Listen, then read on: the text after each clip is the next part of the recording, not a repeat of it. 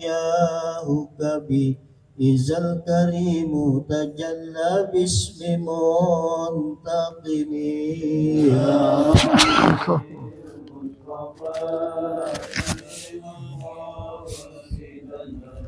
اغفر لنا يا واسع محمد سيد القوم وثقلين والفريقين القرب ومن عزم يا رب بالمصطفى راشدنا واغفر لنا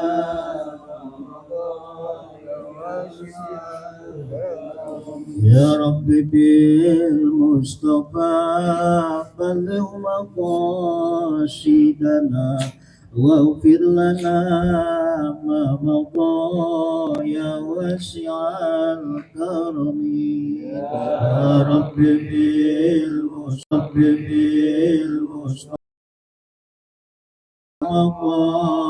مقاصدنا واغفر لنا ما مضى يا واسع الكرم اللهم صل وسلم وبارك على آله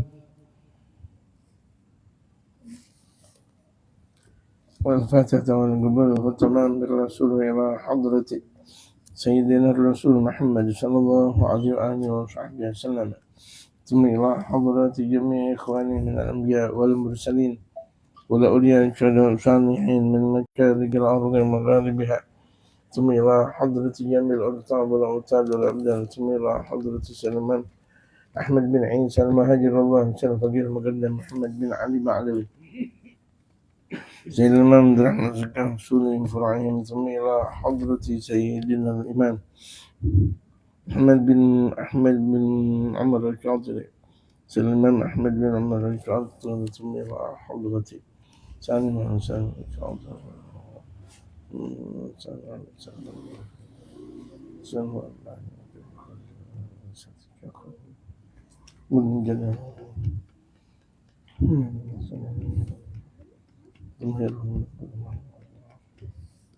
برحمتك نستغيث برحمتك الكبرى عند القدس وإلى حضرة النبي المصطفى محمد صلى الله عليه وآله وصحبه وسلم الفاتحة.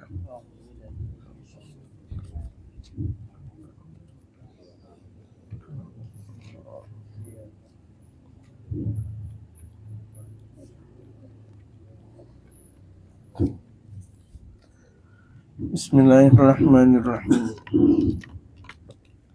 الحمد لله رب العالمين والصلاة والسلام على أشرف الأنبياء والمرسلين وعلى آله وصحبه أجمعين أما بعد. وقد قال المؤلف رحمه الله تعالى وأدام النفع به وبعلومه في الدارين آمين قال طرفة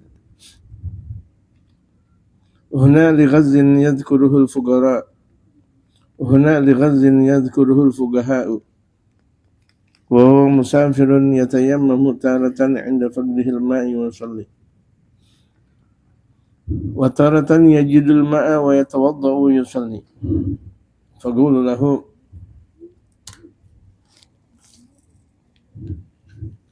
الصلاة التي صليتها بالوضوء عليك إعادتها والتي صليتها بتيمم لا إعادة عليك. Ini ada satu anekdot. Jadi ini ada ulama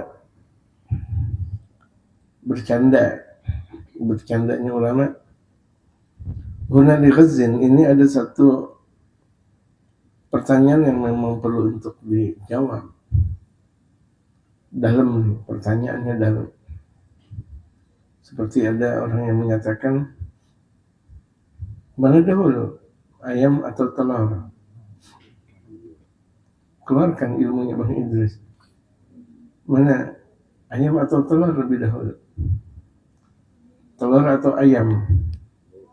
Dan pasti semuanya ada anggapan telur terlebih dahulu. Karena sebelum jadi ayam kan telur. Nanti orang menyatakan telur kan asalnya dari ayam. Jadi ini pertanyaan yang tidak ada habis-habisnya ditanya. Dan kalau pertanyaan seperti ini, yang nanya pusing, yang menjawab juga pusing. Model seperti ini.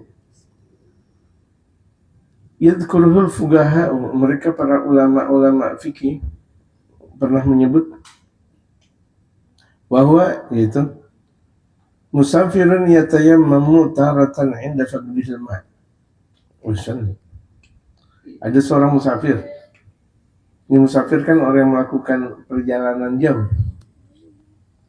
Orang yang melakukan perjalanan jauh namanya musafir. Yang diperbolehkan untuk sholat jama' namanya musafir. Tapi walaupun musafir tapi musafir juga harus tahu diri. Kalau itu adalah hari Jumat, jangan berangkat. Ya, kalau itu adalah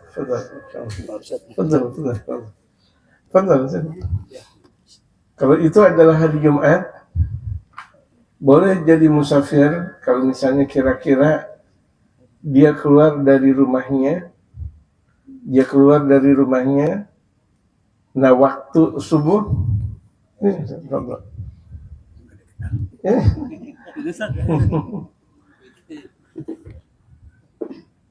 seorang musafir darurat di waktu Jumat, dia keluar juga.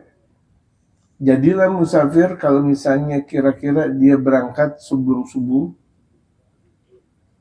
kemudian waktu subuhnya itu dia udah ada di kampung orang. Kalau Jakarta dengan Tanjung Priok kan, Jakarta dengan Tanjung Kebayoran tempat saya atau Bintaro tempat saya dengan Tanjung Priok kan satu kampung. Namanya Jakarta. Tapi kalau udah sampai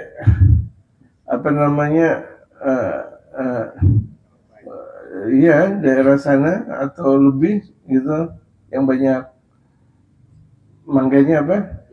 Indramayu. Ingat ini. Kan itu udah bukan kampung saya, bukan Jakarta. Atau enggak sampai Indramayu, enggak. Bekasi lah, Bekasi. Iya, atau Depok. Kan bukan Jakarta. Iya kan? Depok bukan Jakarta, Bekasi bukan Jakarta. Saya berangkat sebelum subuh. Nah, giliran subuh saya udah di Depok. Atau sebelum subuh saya udah di Bekasi. Itu pasti masuk dalam keanggotaan musafir di hari Jumat. Diperbolehkan untuk tidak sholat Jumat.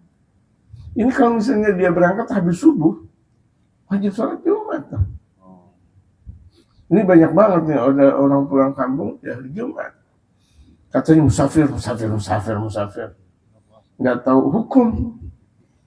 Iya kan? Nggak tahu hukum.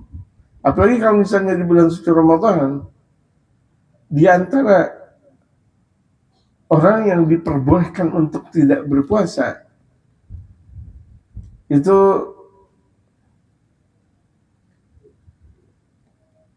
adalah musafir. Nah kalau betul dia musafir, diperbolehkan tidak berpuasa. Kalau dia berangkat habis subuh, kan dia bukan hitungan musafir kalau begitu jadinya. Betul nggak? Kemudian dia nggak mau sholat Jumat, dia bukan musafir. Dia bukan musafir. Kenapa? Di hari Jumat. Ini khususnya nih, di hari Jumat harus kita pahami. Nggak setiap orang yang kemudian bepergian namanya musafir. Ingat di hari Jumat. Gitu. Kenapa diberikan perhatian oleh mereka para ulama model seperti itu? Agar kita menghormati Jumat. Orang-orang dulu nggak mau bepergian di hari Jumat. Jangankan bepergian di hari Jumat, nerima tamu aja di hari Jumat nggak mau. Nerima tamu nanti habis Jumat. Ya, nerima tamu nanti habis Jumat. Aneh kalau misalnya nerima tamu jam 11 siang, ya Allah, nggak boleh. Kalau mau tamu gimana ajak untuk sholat Jumat. Kita udah buru-buru untuk sholat Jumat. Untuk kategori jam 11 itu diantara orang yang telat untuk mendirikan sholat Jumat. Karena diantara kategori yang berwibawa orang yang mendirikan sholat Jumat itu dari jam 5 sampai jam 6 itu pahalanya seperti pahala unta. Orang yang datang di masjid untuk sholat Jumat kategori dari jam 5 sampai jam 6 subuh, maka dapat pahalanya pahala unta. Kalau dari jam 6 sampai jam 7, maka pahalanya sapi atau kerbau. Kemudian dari jam 7 sampai jam 8 pahalanya kambing. Jam 8 sampai jam 9 pahalanya ayam. Jam 9 sampai jam 10 berarti pahalanya telur. Jadi orang yang datang jam 11 nggak dapat pahala. Nggak dapat pahala sebagaimana yang telah disabdakan oleh baginda Rasulullah. Udah gitu terkadang ada orang, oh saya masuk ke masjid pertama. Jam berapa? Jam 1, jam 11. Betul, di masjid itu belum ada yang datang, tapi udah terkalahkan dengan datangnya malaikat. Bukan artinya tuh pertama kali datang ke masjid, di mana tuh masjid kosong, secara waktu. Tadi yang saya katakan secara waktu bukan menurut maunya kita, ini kan menurut maunya syariatul Islam. Coba kalau misalnya kita lihat masjid-masjid perkantoran, waduh jam 11 masih sepi banget. Gitu. Jam 12 aja, jam setengah 12 masih sepi masjid perkantoran. Bahkan udah adzan pertama juga masih sepi. Gitu. Betul nggak? Apakah itu yang kemudian disebut dengan orang datang ke masjid pertama kemudian dapat pahala? Tidak. Kalau udah kira-kira jam 11-an, udah. Orang dari jam 10 sampai jam 11 itu diantaranya pahalanya telur. Gitu. Ada nggak yang lebih rendah dari telur? Ikan asin bisa jadi lebih tinggi daripada telur. Hah? Telur cicak. Telur cicak.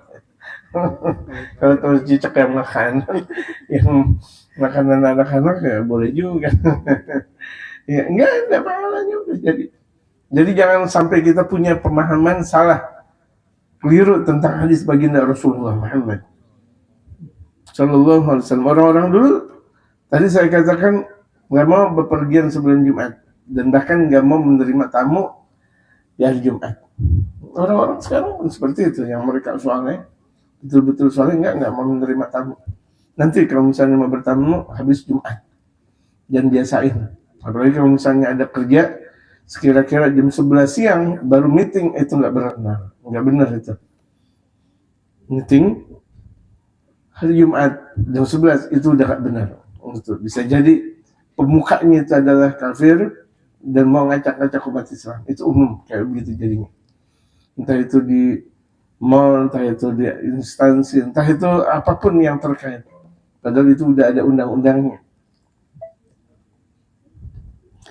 Jadi yang namanya musafir kita udah paham kan? Jadi seorang musafir diperbolehkan untuk sholat jamaah. Musafir di sini dia sudah diperbolehkan untuk jamaah. Jamaah artinya menggabung dua sholat yang diperbolehkan lewat syariatul Islam. Zuhur dengan asar atau asar dengan zuhur. Maghrib dengan isya atau isya dengan maghrib. Itu hubungannya. Tidak ada subuh dengan zuhur. Nggak ada isya dengan subuh, nggak ada. Jadi zuhur dengan asar atau asar dengan zuhur. Kalau zuhur dengan asar, zuhur duluan baru asar nama takdim. Kalau asar duluan dengan zuhur berarti takhir. Nah kalau misalnya maghrib dengan isya, kalau udah masuk waktu maghrib kemudian didahulukan maghrib, maka namanya takdim. Isya nyangkut di situ. Tapi kalau misalnya kira-kira di waktu maghrib diterusin perjalanan dengan niat untuk jamak takhir, orang yang kalau misalnya dia mau jamak takhir wajib diniatkan dalam hati, saya mau sholat jamak takhir. Kalau enggak sah. Gitu. Nah, ketika waktu isya kan panjang tuh, boleh takhir. Boleh mentakhirkan sholat kalau dia musafir. ketika dia mau menjamak salat boleh mentakhir salat. Selain itu tidak boleh. Ya, selain itu mentakhirkan salat, menunda-nunda salat haram hukumnya. Apalagi kalau misalnya nggak ada kerjaan. Seperti udah waktunya zuhur dia masih main catur, atau zuhur dia masih nonton TV, atau apa? Mancing, masya Allah. Apalagi kalau misalnya mancing yang bayar, itu dosa haram. Jamaah, mancing yang bayar itu mancing apa namanya? Apa? Mancing harian. Agar itu haram. Gitu. Mending kita mancing apa namanya? Di kali Haji Ridho gitu, atau di laut boleh. Kalau mancing di laut. Gitu. Tapi kalau misalnya mancing kiloan tadi dikatakan Bapak Muhammad Idris itu haram. Kan lucu aja, dia udah beli 1 kilo, 2 kilo, kemudian diambil. Kan otaknya ditaruh di mana? Udah ada, saya beli 1 kilo, kemudian dicelupin lagi. Diambil lagi. Udah gitu ketika diambil, jurang. Otak ente ditaruh di mana? Ngabis-ngabisin waktu di situ. Pinter nggak namanya? Pak RT, pinter nggak? Pinter. Oh, kok pinter? Makanya disebut dengan haram di situ. Judi itu. Udah gitu nanti ada hadiahnya. Hadiah lemari, kulkas maksudnya. Kemudian apa namanya, sepeda, atau bahkan jadi motor. Bisa jadi motor bencana. Hati-hati. Karena itu haram. Mobil juga jadi bencana. Yang tadinya tuh mobil seharusnya berkah, kemudian dilalu-lalangin tuh mobil maksiat. Nauzubillah min dzalik. Mobil yang dibeli dari halal aja bisa jadi maksiat, bagaimana itu yang haram? Ya kan? Itu musafir. Ada seorang musafir tayamum satu waktu ketika tiadanya air. Ya kan? Ketika dia musafir nggak dapat air, dia tayamum. Nah setelah dia tayamum dia sholat. Wataratan yajidul ma'a, satu waktu dia jumpa air. Tadi kan dia nggak jumpa air. Tadi kan ini seorang musafir ketika dalam keadaan musafir di perjalanan nggak jumpa air. Berarti ketika sudah masuk waktu sholat ngapain dong? Tayamum. Tayamum nggak? Kan nggak ada air. Habis tayamum, sholat. Ini satu waktu ada seorang musafir dalam satu perjalanan menjumpai air. Nah kalau dia udah jumpa air, berarti kan dia berwudu, nggak perlu tayamum. Nggak boleh tayamum karena ada air. Dia berwudu, wa yusalli, kemudian salat. Paham kan nih? Ada seorang musafir ketika dalam perjalanan nggak dapat air, berarti kan dia tayamum, kemudian salat. Satu waktu nih musafir tersebut mengadakan satu ekspedisi perjalanan, dapat air, ya udah dia berwudu kemudian salat. Fakallahu, kemudian ada ulama berkata kepada dia, kepada sang musafir, as-salatu allati shallaitaha bil wudhu'i 'alaika i'adatuha. Salat yang kau jalankan dengan wudu wajib engkau i'adah. Salat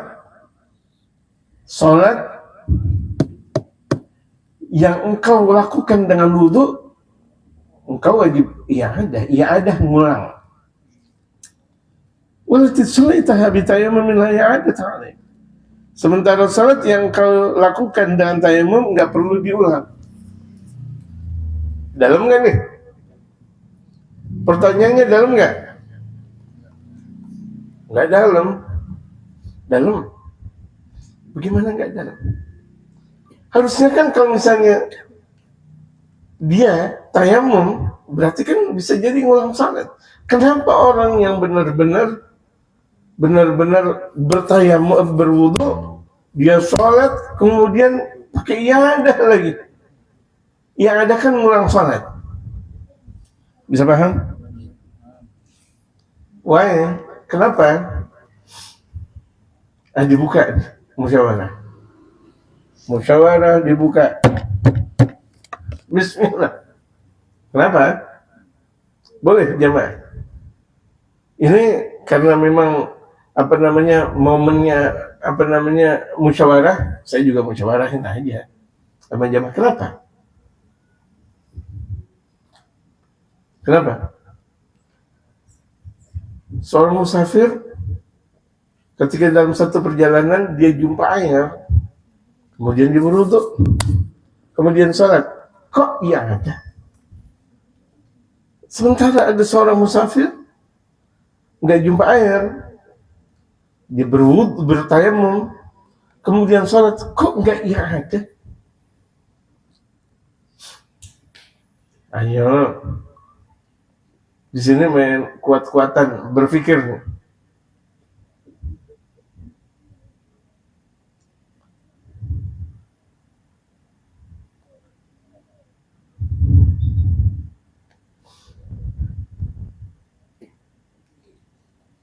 Waktunya habis.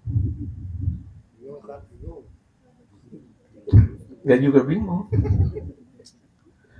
Kan kita kalau sholat, kita berwudu. Sayangnya, udah sholat isya dengan wudu. Kemudian saya sholat isya. Sunnah gak? Ya ada. Ngulangin sholat isya, sunnah gak saya? Sunnah. Sementara ketika saya sholat dengan tayamum, nggak pakai iyadah. Karena tayamum kan buat sekali. Kan kemarin kita udah belajar, udah ngaji. Saya tahu nih jamaah pura-pura aja bisa banget. Padahal mah udah ini mau jawab kan, Bang Idris? Ya, itu dia jawabannya. Nih saya mau ulang lagi. Saya udah sholat isya, jangan wudu sempurna. Selesai saya sholat isya, sunnah gak tayamum? Sunnah gak saya iya ada itu ngulang sholat? Nah, sunnah. Tapi ketika saya sholat isya dengan tayamum ngulangin sholat, boleh gak? Boleh, kan saya tayamum. Sementara tayamum hanya untuk satu waktu. Paham? Nah, ini ulama cerdas sekali sampai begitu. Masya Allah. Ya kelihatannya sederhana, nggak ketemu juga jawabannya. Sederhana banget nggak? Sangat sederhana. Menurut kita ini semuanya menurut jamaah, ini sederhana. Gitu. Cuma saya tahu jamaah pura-pura aja. Bener kan? Bisa aja jamaah pakai pura-pura. Sampai sekarang bingung. Tapi jawabannya udah dijawab, paham kan? Itu dipaham. Jadi udah gak bingung lagi kan, udah ada jawabannya.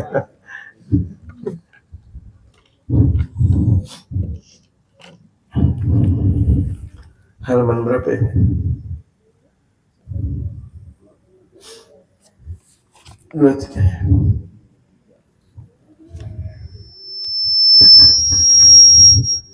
Bismillahirrahmanirrahim.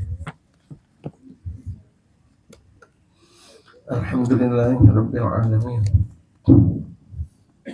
Wassalatu wassalamu ala asyrafil anbiya'i wal mursalin wa ala alihi wa sahbihi ajma'in, amma ba'd. Wa qad qala al-mu'allif rahimahullah ta'ala wa ala man naf'a bihi wa bi'ulumihi fid darain amin.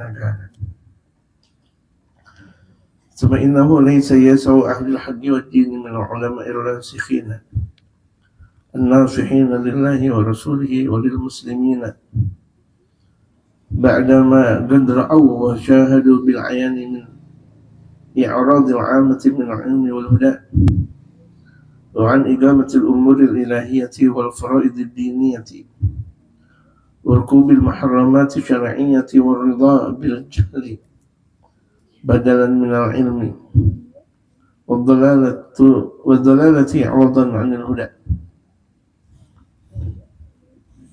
والضلالة عوضا عن الهدى والباطل خلفا عن الحق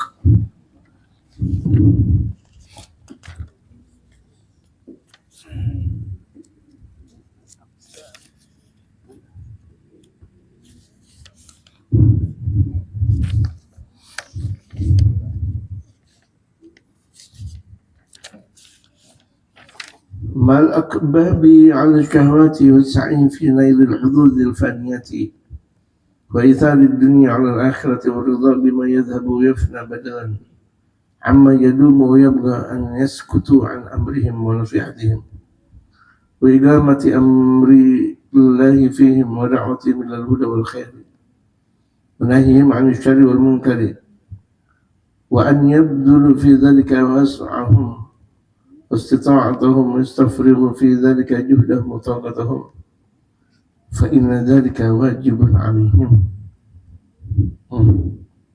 Jawabannya di sini. Fa'inna dzalika wajibun. Jawab syarat.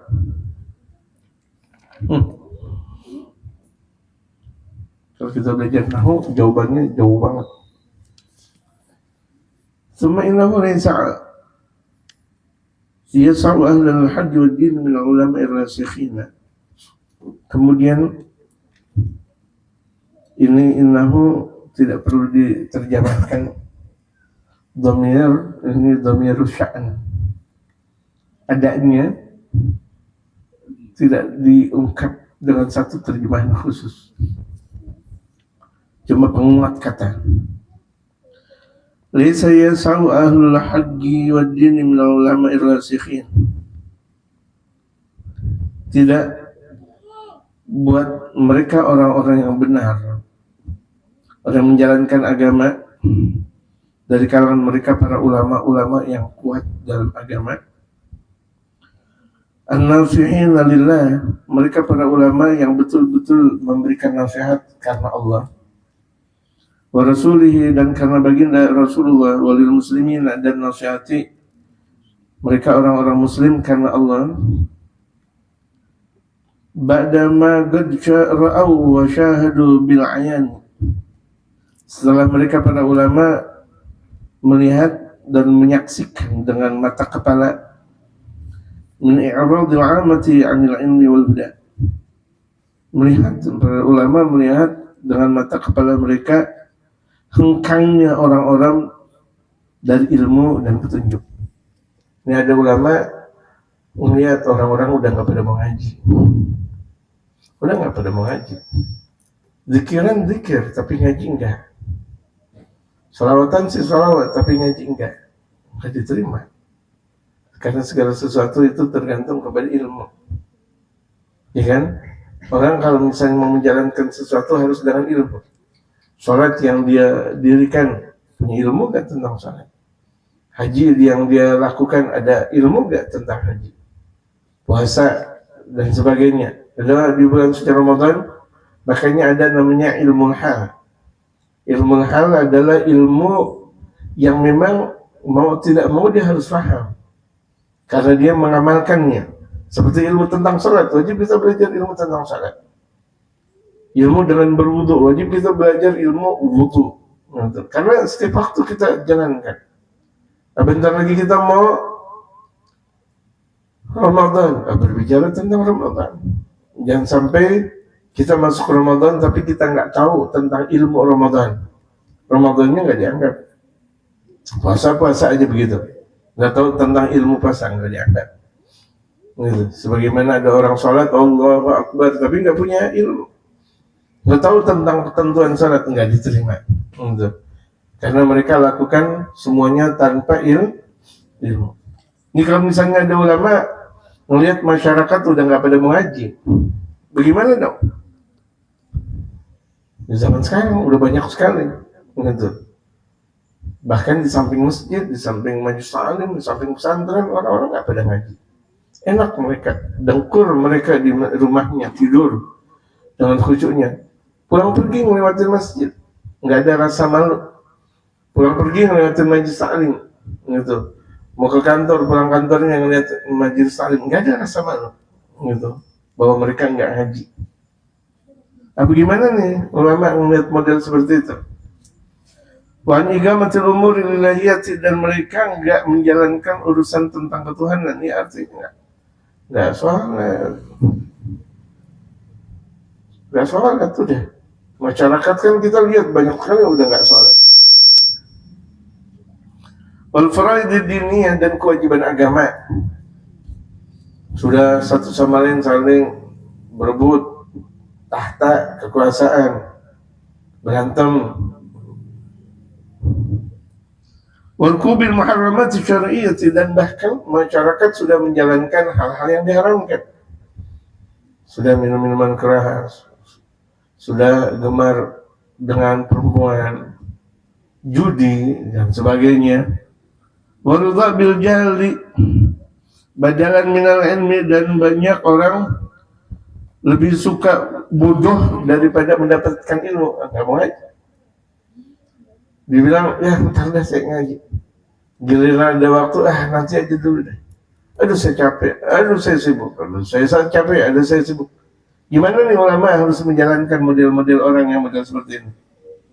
Waddalalatu iwadhan anil haq, dan anggapannya bahwa terjadilah bahwa kesesatan itu pengganti dari kebenaran. Jelas.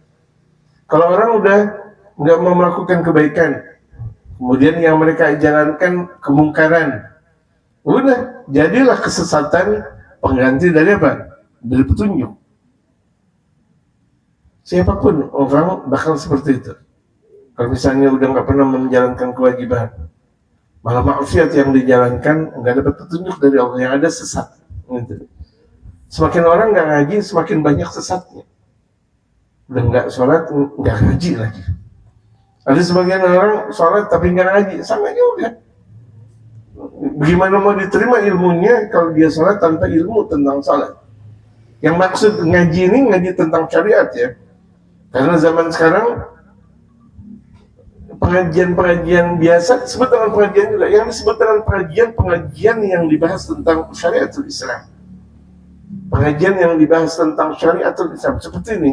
Kita ngaji di majelis taklim darun aja. Ini model pengajian yang disebut dengan majelis syariatul Islam.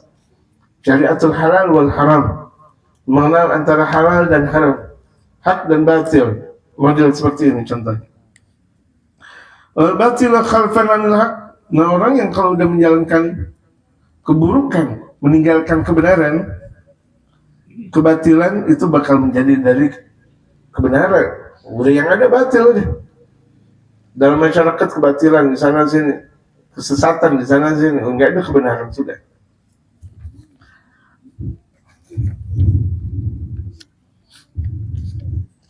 Mal akbabi al syahwati, bahkan dilaksanakan dalam penuh syahwat. Artinya syahwat udah nggak ada malu-malu orang berbuat maksiat. Zaman dahulu orang bisa jadi nggak puasa Ramadan tapi malu untuk merokok di luar. Zaman sekarang orang di bulan suci Ramadan berani banget di jalanan tuh sambil merokok. Kayak kita mau sundut aja tuh dia punya mulut. Betul nggak? Ini mayoritas Muslim. Indonesia, di Jakarta mayoritas Muslim, tapi dia berani banget. Gitu, Merdeka? Oh, bukan merdeka. Itu maksiat. Bukan model seperti itu merdeka. Gitu, dia nggak tahu tuh model-model kemerdekaan. Kemerdekaan itu adalah bersyukur dari penjajahan, nafsu. Gitu. Itu namanya merdeka. Ketika dia mau melakukan ibadah dengan banyaknya, itu namanya merdeka. Ya kan? Saya mau, kalau misalnya setelah sholat zuhur, saya mau sholat sunnah yang banyak, itu namanya merdeka. Nanti deh, kalau misalnya saya setelah puasa di bulan suci Ramadan, kemudian saya puasa Syawal, itu namanya merdeka. Namanya merdeka. Tapi ketika ada orang melakukan maksiat, bukan merdeka namanya. Ya, salah kaprah. Asik betul, nggak ada rasa malu. Zaman dulu orang ngerokok di bulan suci Ramadan malunya luar biasa. Sekarang, zaman dulu kalau misalnya kita lihat warteg di bulan suci Ramadan tutup, ada andikan buka kecil banget. Zaman sekarang bukan cuma sekedar warteg, semuanya dibuka. Dari ba'da subuh udah semuanya dibuka. Dan orang makan minum udah kelihatan semuanya. Gitu. Apalagi di pasar. Kelihatan Ramadan di pasar cuma 1 hari doang, 2, 3 dan berikutnya udah kan neraka. Bagaimana nih ulama melihat kondisi yang model seperti ini? Wasa'i fi nail hududil faniyati, di mana masyarakat lebih gemar untuk memperoleh hal-hal yang fana. Mereka yang fana kan dunia. Gitu. Mereka lebih gemar kepada dunia daripada akhirat. Wa ithari dunia 'ala akhirati, sama ini, yaitu mereka masyarakat lebih memilih dunia daripada akhirat. Apaan tuh ngaji? Emang ada pahala? Emang tuh ngaji, emang kalau misalnya saya ngaji, saya dapat duit. Jadi dibanding-bandingkan. Emang kalau gara-gara kalau saya ngaji dapat duit? Gitu. Padahal dapat duit lain, ngaji lain. Kewajibannya untuk mencari ilmu, dia seorang muslim. Kewajibannya untuk mencari rezeki. Gitu. Orang bisa jadi boleh nggak mencari rezeki kalau duitnya udah ada. Paham jemaah? Orang nggak perlu kerja kalau duitnya udah ada. Nggak perlu kerja, duitnya udah ada. Ngapain kerja orang duit udah ada? Al-Ustaz Abdul Hakim, dia punya duit banyak. Misal, amin aja dulu, bagi, kasih. Nggak wajib dia kerja. Ngapain? Kontrakannya ada ratusan. Misal, kontrakannya ratusan. Kemudian apa? Masya Allah, telur bebeknya di mana-mana. Telur onta, soang, dan banyak luar biasa. Ngapain kerja? Betul gak? Jadi tuh kerja bisa jadi tidak menjadikan kewajiban kalau orang udah pada punya duit. Tapi orang punya ilmu, tetap kewajiban untuk menebar ilmu. Ada orang punya ilmu, kemudian diam saja begitu saja, nggak boleh, dosa. Wajib dia tebar ilmunya. Tapi tadi saya katakan, orang udah punya duit banyak, nggak perlu kerja. Kerja ketika dia mau mencari duit, kewajiban jadi. Jadi bisa jadi itu kewajiban kerja hilang gara-gara dia punya duit. Tapi kalau misalnya ada orang punya ilmu, nggak menjadi keguguran buat dia, kecuali dia harus ketika dia udah punya ilmu mengamalkan ilmu. Bisa paham jemaah? Jadi kalau misalnya kita udah ngaji, udah tahu, amalkan ilmu, minimal seperti itu. Walaupun kita belum tebar ilmu, minimal kita ngamalin ilmu. Gak boleh kita ngaji, kemudian kita nggak ngamalin ilmu. Kalau begitu jadinya, enakan orang yang nggak ngaji, makin dosa tuh. Andai kan ada orang ngomong kayak gitu. Oh kalau begitu jadinya enakan nggak ngaji, oh makin dosa. Atau orang nggak ngaji, jahanam tambah jahanam. Udah nggak ngaji, nggak ngamalin, jelas nggak ngamalin ilmu, orang nggak tahu. Nah ini ada orang ngaji tapi nggak ngamalin ilmu, di jahanam sih, tapi di atas.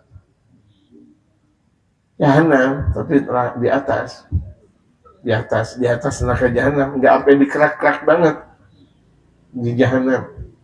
Gak usah pakai jahanam segala.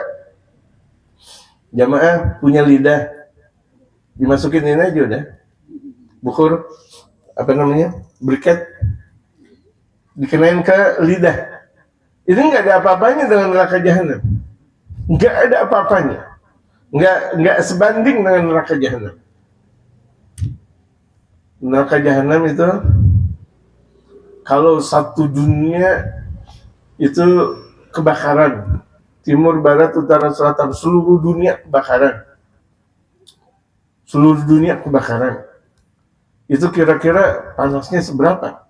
Saya nggak ngerti. Seluruh dunia kebakaran. Dibanding dengan neraka jahanam itu nggak ada bandingan 70%-nya. Jadi neraka jahanam lebih dahsyat 70% lagi. 70 kali lipat lagi dari dunia ketika kebakaran seluruhnya.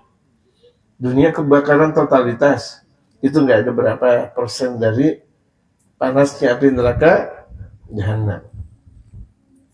Kuat jamaah? Waridha bima yadhabu, kalau ketika melihat ada masyarakat lebih ridha dari sesuatu yang bakal hilang. Wa yafna, dan hancur. Sama orang-orang udah nyari dunia, nggak ada yang nyari akhirat sudah. Kalau kerja getol, ngaji enggak. Badalan amma yadumu ya buka, mereka sudah mengganti sesuatu yang abadi. Kan akhirat abadi. Tapi mereka tetap cari yang dunia-dunia juga.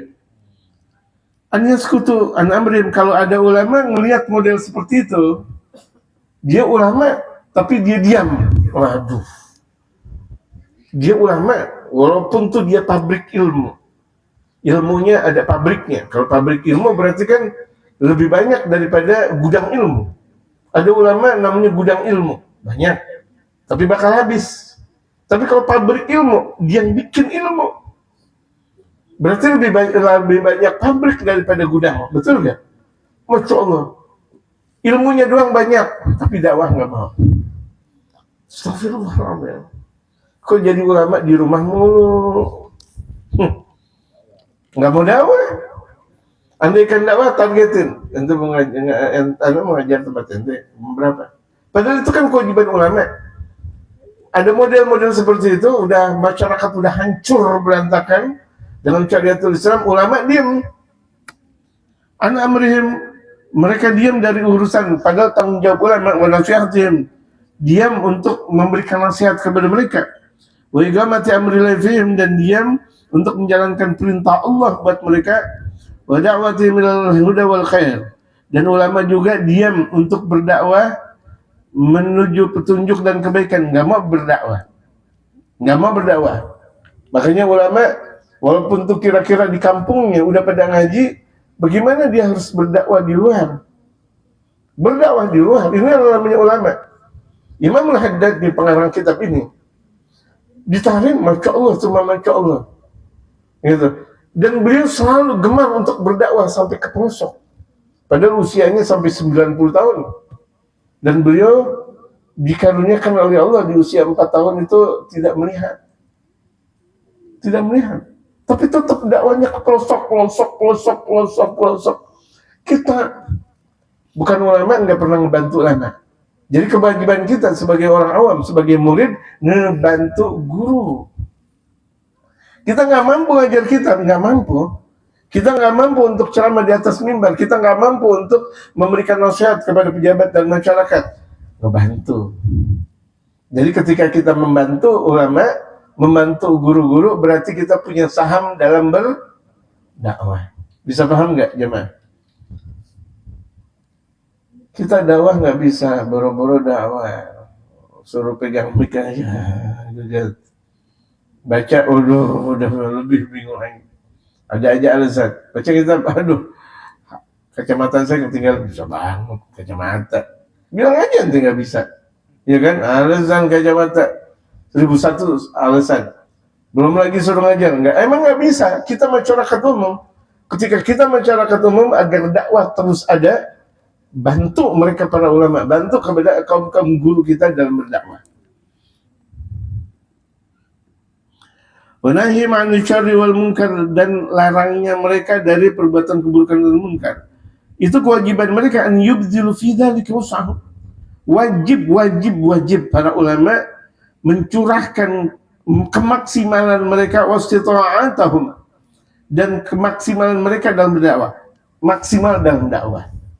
Jadi kalau disebut dengan maksimal dengan dakwah, jiwa raganya berdakwah.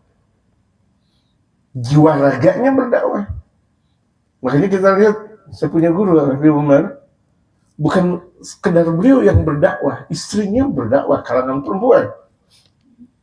Bukan cuma sekedar beliau berdakwah lewat lisan, itu berdakwah beliau lewat harta. Kalau kita lihat aja kemarin di Istiqlal, itu pengajian kitab, dan selain Istiqlal di beberapa negara, itu ada kitab namanya Gamya Tughyan. Itu ribuan kitab dibeli oleh beliau, disebarluaskan buat jamaah. Ribuan kitab. Contoh, kalau misalnya satu kitabnya 70.000 saja. 70.000, kalau misalnya 1.000 berapa? 1 juta. 77 juta, itu baru 1.000. Kan gak bakal mungkin 1.000, itu banyak, Masya Allah. Dakwah beliau, capek beliau dari satu tempat ke tempat berikutnya, ngeluarin duit juga, ngeluarin tenaga, ngeluarin duit, Masya Allah. Bahkan anak dan istrinya pun ikut dakwah. Beliau tinggalkan tempat kampung beliau, itu ke negara Indonesia, Malaysia, Singapura, Thailand, sampai ke Yordan lagi. Ini sekarang beliau dakwah di Tarim dan sebagainya, sampai ke pelosok-pelosok Hadramaut dan Yaman dan sebagainya. Enggak pernah diam untuk selalu beliau dalam keadaan berdakwah. Ini namanya ulama. Bukan namanya ulama diam di tempat nunggu orang datang. Bukan ulama kayak gitu. Jadi ulama selain jaga kampung, bagaimana masuk ke kampung-kampung berikutnya dalam berdakwah. Ini yang namanya ulama. Orang terkadang nggak paham. Biarin aja biar orang pada datang ke rumah saya. Dia nggak tahu hakikat ilmu kalau begitu. Dia tahu ilmu tapi dia nggak mau menyebarkan. Jadi kita namanya ulama hampir persis seperti penjual. Seperti penjual dagangan, ulama hampir persis seperti penjual dagang. Kalau penjual dagangan kan bagaimana dagangannya laris, betul nggak? Ulama bagaimana dakwah Rasulullah masuk di kampung ini, kira-kira dakwah saya udah masuk belum? Di sini udah masuk belum? Di sini terus ada target agar dakwah Rasul masuk sana ke sana ke sana ke sana ke sana. Inilah yang dilakukan oleh mereka para wali-wali songo kita. Makanya kok sempurna mereka dalam berdakwah. Bukan cuma sekadar ilmu yang mereka miliki, tapi mereka tempur dakwah.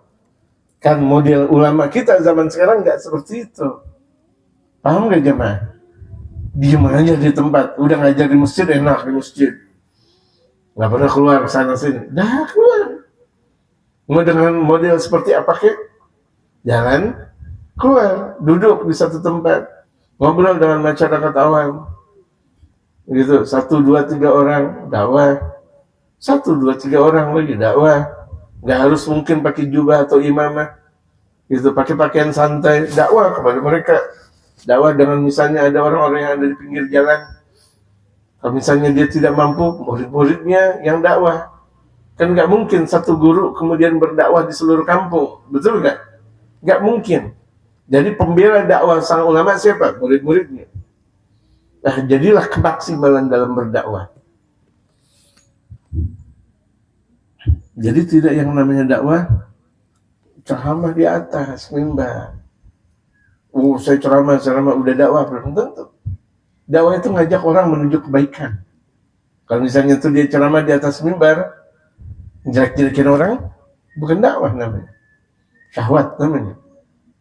Ketika dia ngajar kitab, jelek-jelekin orang, bukan dakwah namanya, tapi syahwat. Sementara dakwah mengajak orang yang baik, lebih baik lagi. Untuk kenal Allah Subhanahu wa ta'ala, itu namanya dakwah.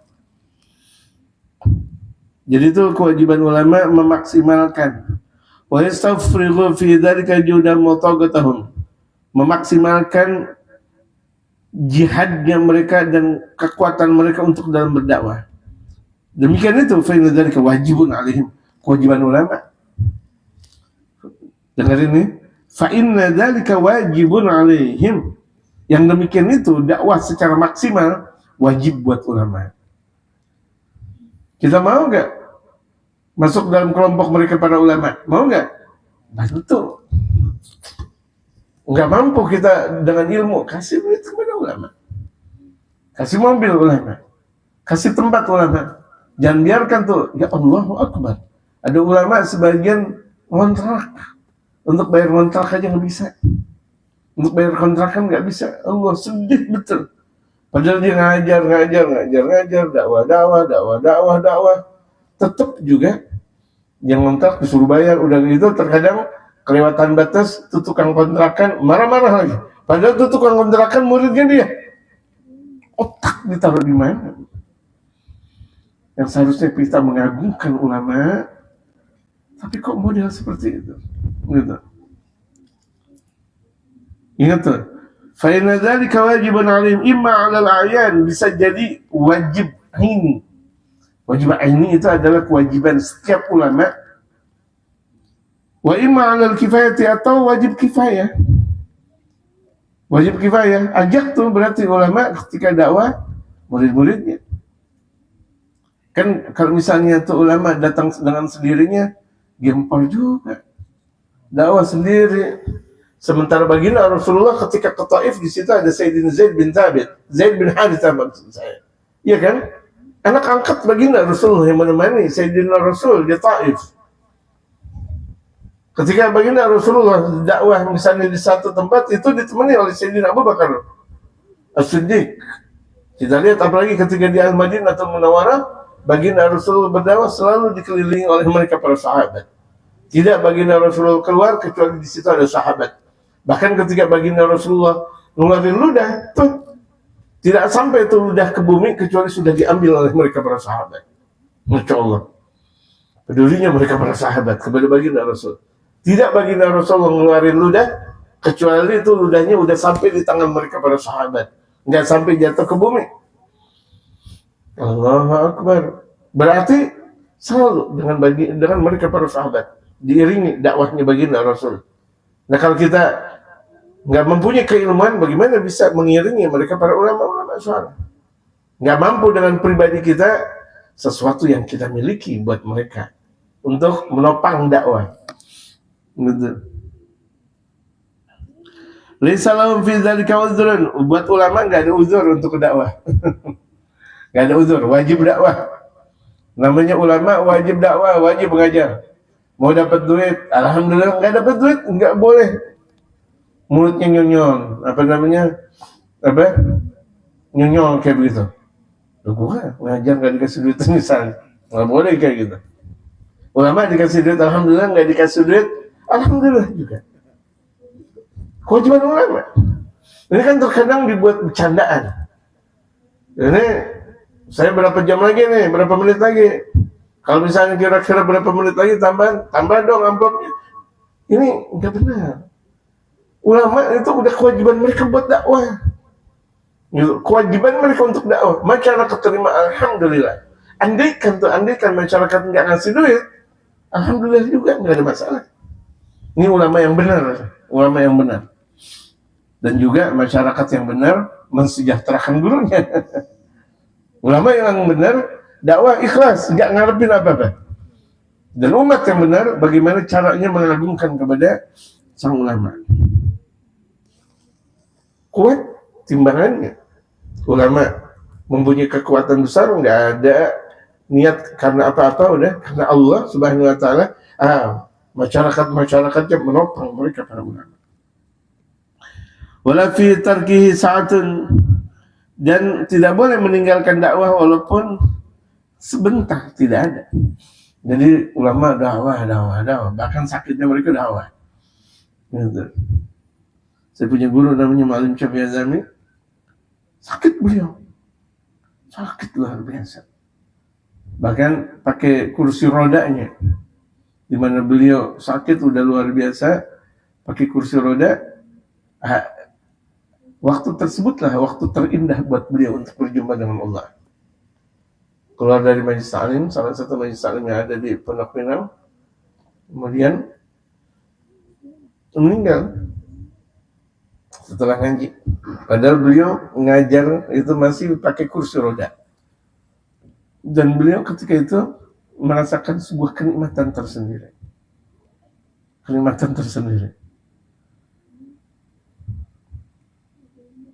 Ulama-ulama mungkin zaman nggak percaya. Ada salah satu ulama udah berdakwah di satu tempat yang nggak ketahuan juntrungannya itu tempat apa.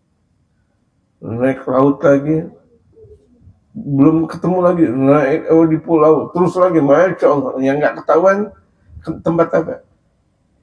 Ketika sampai di satu tempat, itu kemudian beliau berdakwah, walaupun cuma sekedar beliau berdakwah cuma untuk satu orang saja, ada satu kenikmatan tersendiri. Girang, kenapa? Ada tambahan satu umat baginda Rasulullah. Girang, betul. Ya Allah, tentu.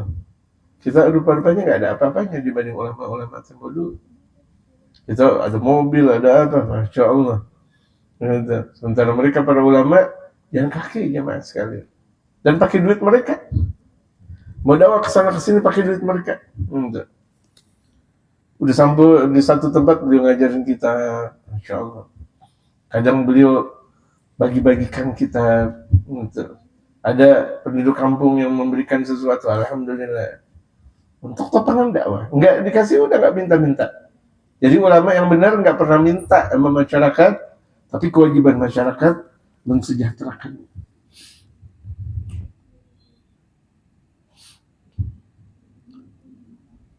Wa qad 'allamahumullahu 'ilmahu, sungguh mereka para ulama sudah diajarkan oleh Allah ilmunya. Wastahfadhahum dinahu, dan mereka para ulama sudah dijaga agamanya. Jadi ulama udah dijaga agamanya, insya Allah udah kuat, tinggal ngamalin. Makanya banyak ulama-ulama dakwah nggak pakai takut-takut udah.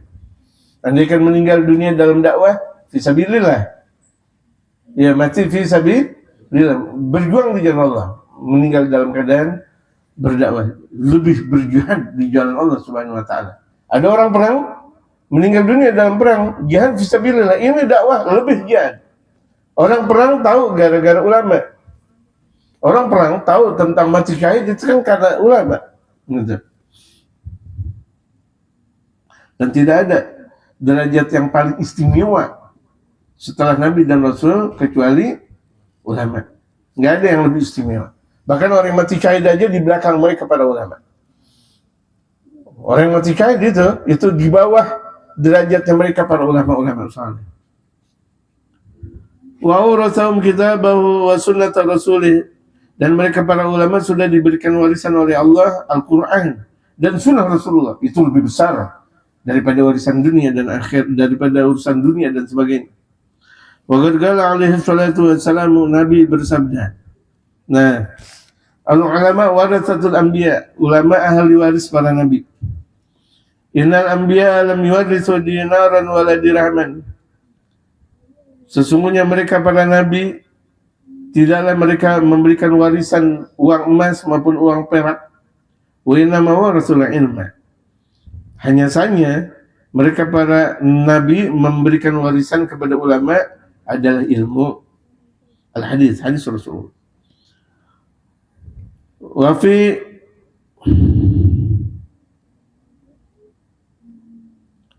hadisin akhar, ini diperbaiki ya, bukan wa fi kharq akhar, bukan.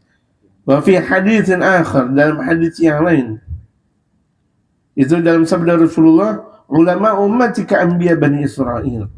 Ulamanya umatku sederajat dengan para nabinya Bani Israil. Allahu Akbar. Tinggi gak ulamanya Rasulullah? Ulama umatnya Rasulullah. Dari zaman Rasulullah sampai nanti hari kiamat, ulama-ulamanya umat baginda Rasulullah itu setingkat, selevel para nabinya orang-orang Israel. Nabi ini jamaah sekalian. Nabi orang paling istimewa di sisi Allah. Nah, demikian kekuatan ulamanya umat baginda Rasulullah Muhammad sallallahu alaihi wasallam sederajat dengan para nabinya orang Israel. Wa kana yub'atsu fi Bani Israil an-nabi ba'da an-nabi mujaddidina li syari'ati Musa ala nabiyina wa alaihi afdhalis salati wassalam. Dibangkitkan dari kalangan Israel, ada nabi setelah nabi, mereka memperbarui syariat Nabi Allah Musa. Jadi sepeninggal Nabi Allah Musa itu ada para nabi lagi, ada para nabi lagi, ada para nabi. Nah, setelah zaman Nabi Allah Musa itu, nabi setelah Nabi Allah Musa mentajdidkan ajaran Nabi Allah Musa, memperbarui lagi. Datang lagi Nabi, memperbarui lagi. Datang lagi Nabi, memperbarui lagi. Demikian umat baginda Rasulullah. Kan setelah Nabi besar Muhammad tidak ada Nabi. Tapi ada siapa? Ada siapa? Ada ulama. Nah, ulama umatnya baginda Rasulullah sederajat dengan nabi-nabinya Israel. Wada'ina lahum ila iqamatiha, dan Nabi setelah Nabi Allah Musa, mereka berdakwah untuk menegakkan agamanya Allah. Wa muharridina 'ala al-'amal biha, dan memberikan pergerakan untuk mengamalkan agamanya Allah. Wa mukhawifina lahum min idha'ati amrillah wa rukubi nahi, dan mereka pada nabinya setelah Nabi Allah Musa alaihi salatu wassalam itu memberikan rasa takut kepada umatnya dari melanggar aturan Allah. Wa dzalika bi wahyin min Allah, demikian wahyu yang datang dari Allah, yuhihi ilaihim, yang Allah berikan wahyu kepada mereka, pada Nabi. Kama ya'rifu dzalika man nadhara fi akhbarihim wa qisasihim. Demikian dikenal dari sejarah mereka dan kisah-kisah mereka. Ila an ba'athallahu Isa bin Maryam ala nabiyyina wa alaihi afdhalus salatu wassalam bi syari'atin nasikhatin, sampai pada akhirnya Allah membangkitkan Nabi Allah Isa alaihi salatu wassalam dengan menegakkan syariat yang kokoh sebagaimana syariat Nabi Allah Musa. Fakafara bihi Banu Israil wa kadzabu.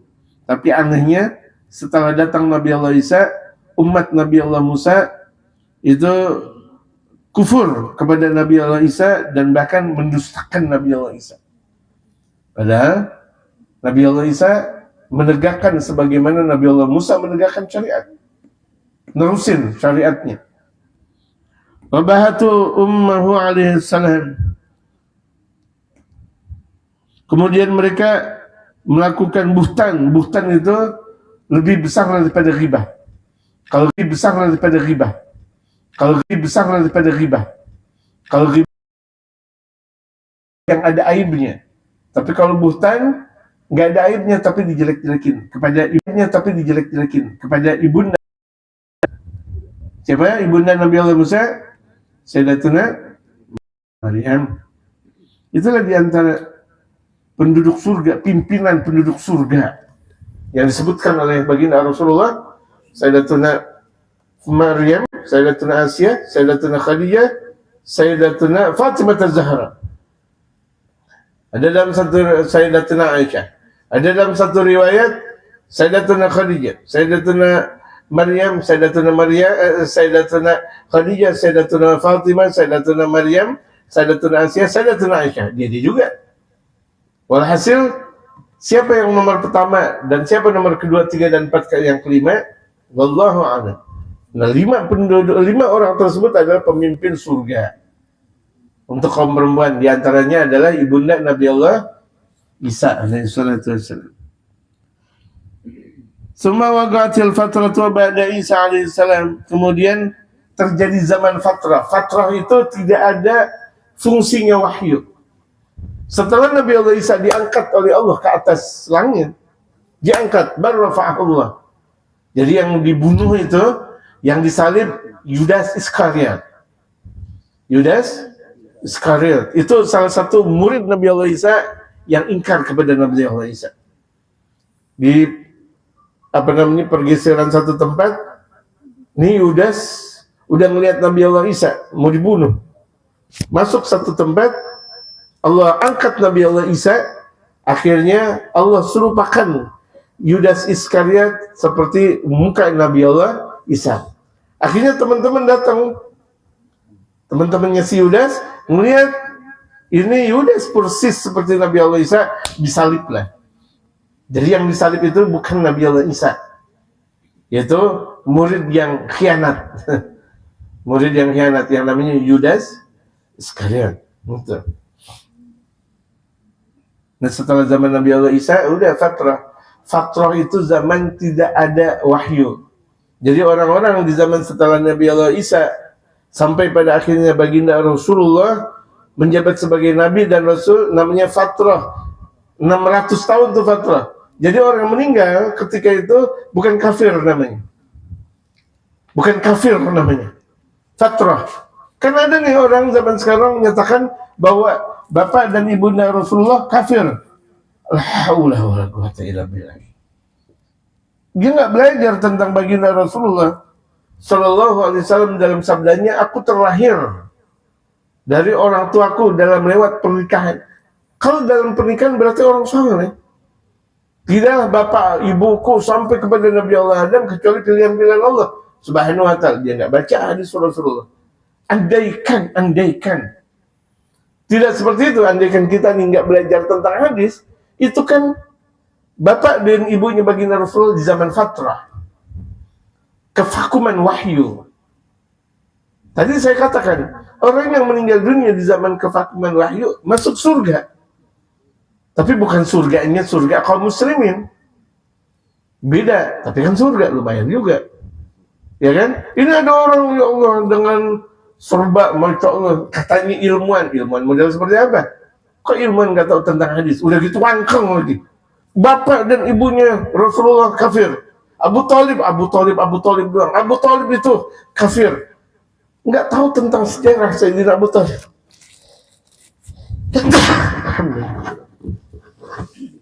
Kemudian mereka menyatakan ini apa? Kalau dalam sabda baginda Rasulullah Sallallahu Alaihi Wasallam, Abu Lahab itu di setiap hari Senin, itu dalam satu sabda Rasulullah itu dihentikan azabnya setiap hari Senin. Farhan bimiladin Nabi, karena bergembira dengan maulidnya Nabi besar Muhammad. Ketika Rasulullah terlahirkan, Abu Lahab jurang, oh ponakanku, anakku. Akhirnya Sayyidatuna Rabi'atul Sayyidatuna Halimatus Sa'diyah, ya, ibu angkatnya yang pada akhirnya jadi ibu angkatnya Rasulullah Muhammad Sallallahu Alaihi Wasallam dibebaskan, gitu. Dibebaskan dari budak menjadi manusia merdeka. Nah, ini yang namanya merdeka, Pak RT. Merdeka, dimerdekakan oleh Abu Lahab gara-gara cinta, di mana ketika baginda Rasulullah terlahirnya. Akhirnya di setiap hari Senin itu dikatakan itu nanti setiap hari Senin Abu Lahab nggak disiksa, khusus untuk hari Senin, karena Rasulullah dilahirkan di hari Senin. Dan ini dalilnya banyak. Makanya orang kalau pada ngaji dia tahu dalil. Ini orang tahu ngaji ada batasan dia ngomong. Jangan dia enak banget menyatakan bapaknya Nabi, pamannya Nabi. Allahu Akbar, nggak ada perasaan kepada Nabi Muhammad.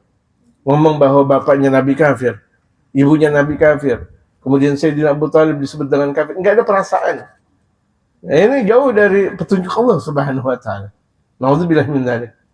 Nauzubillahi min dzalik. Nggak pernah guru-guru kita mengajarkan model seperti itu. Wangkeng, cukeng. Yang model seperti itu biasanya kita ngelihat mukanya juga nggak ada enak-enaknya, ya kan? Kita ngelihat mukanya aja udah nggak enak. Walaupun dia sholat sih jelekan bapaknya Rasul, ibunya Rasul. Sementara yang buka pintu surga siapa? Rasul dengan tangannya. Yang punya telaga Kautsar siapa? Rasulullah dengan keluarganya. Yang punya telaga Kautsar Rasulullah dengan keluarganya. Inna fil jannati nahran min laban li'aliin wa Husainin wa Hasan. Inna fil jannati nahran min laban. Sesungguhnya nanti di dalam surga ada danau yang terbuat dari susu. Untuk siapa? Li'aliin, untuk Ali, Sayyidina Ali. Wa Husainin, Sayyidina Husain anaknya, wa Hasan, dan Sayyidina Hasan. Siapa yang bersabda? Rasul Muhammad. Kalau misalnya anak keturunan baginda Rasulullah dijelekan, gimana mau masuk dalam telaga Kautsar? Sementara orang mau masuk surga, masuk dulu ke telaga Kautsar. Orang mau masuk surga, masuk dulu ke telaga Kautsar. Gak ada orang tahu-tahu sembrono masuk ke dalam surga. Gak ada. Kira-kira gimana menurut jamaah? Kira-kira bisa masuk surga tuh orang? Nauzubillah min dzalik. Wallahu a'lam. Mohon maaf kelamaan dan kepanjangan. Oh iya, kepanjangan. Mohon maaf. Kalau ada pertanyaan dipersilakan. Bagi Bapak Ibu yang mau bertanya dipersilakan sesuai waktu. Mungkin ada yang kurang jelas, kurang paham, atau ada pertanyaan yang di luar tema atau pembahasan, kiranya ada.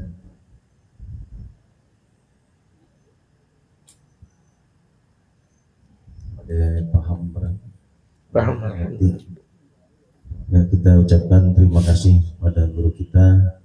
Semoga apa yang telah disampaikan dapat kita ambil dan kita amalkan